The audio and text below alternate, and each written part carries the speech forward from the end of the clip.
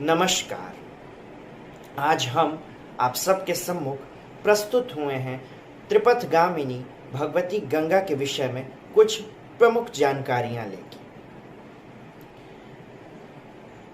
गंगोत्री के गोमुख ग्लेशियर से निकल के भगवती गंगा अनेक तीर्थों से होते हुए और अनेक तीर्थों का निर्माण करते हुए बंगाल की खाड़ी में जाके विलीन हो जाती है।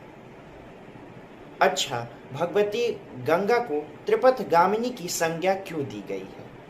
इसलिए दी गई है कि भगवती गंगा अपने को 3 धाराओं में विभाजित करती हैं। एक धारा देवताओं के कल्याण के लिए स्वर्गलोक में मंदाकिनी नाम से, दूसरी धारा हम मनुष्यों के कल्याण के लिए पृथ्वी लोक में जाह्नवी के नाम से, एवं तीसरी द्वारा असुरों, नागों एवं दानवों के कल्याण के लिए प्रभावती नाम से पाताल लोक में है। इसीलिए भगवती गंगा को त्रिपथगामिनी कहा गया है।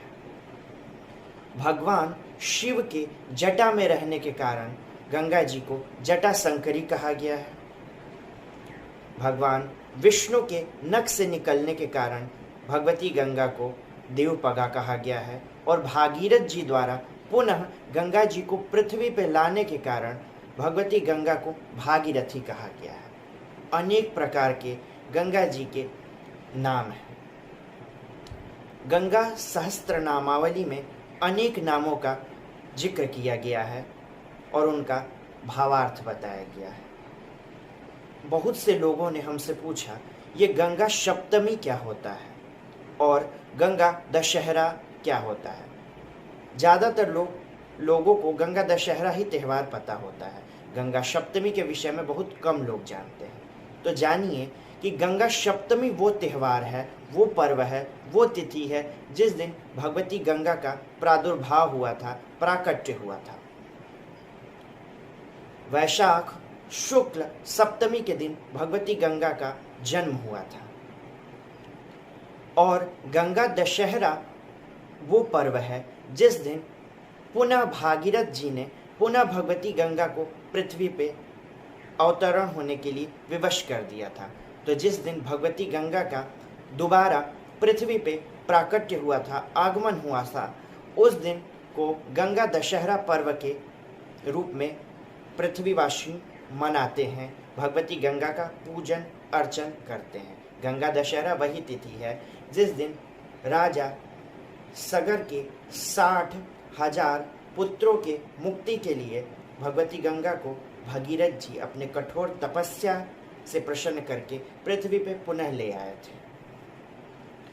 जब भगवती गंगा गंगोत्री के गोमुख ग्लेशियर से निकल के बद्रीनाथ एवं अनेक तीर्थों को बनाते हुए सर्वप्रथम हरिद्वार ऋषिकेश में प्रवेश करती हैं, उसके बाद प्रयाग, गढ़मुक्तेश्वर, काशी एवं उत्तराखंड, उत्तर प्रदेश, बिहार एवं बंगाल में जाके जब कपिल मुनि आश्रम में पहुंचती हैं तो वहां पे ही मेन उद्देश्य भगवती गंगा के पुनः अवतरण का पृथ्वी पे पूर्ण होता है। जब वो कपिल मुनि आश्रम में पहुंच के वहाँ पे स्पर्श करके, वहीं पे वो स्थान है जहाँ पे भगवती गंगा ने राजा सगर के 60,000 पुत्रों को मुक्ति दिलाई थी।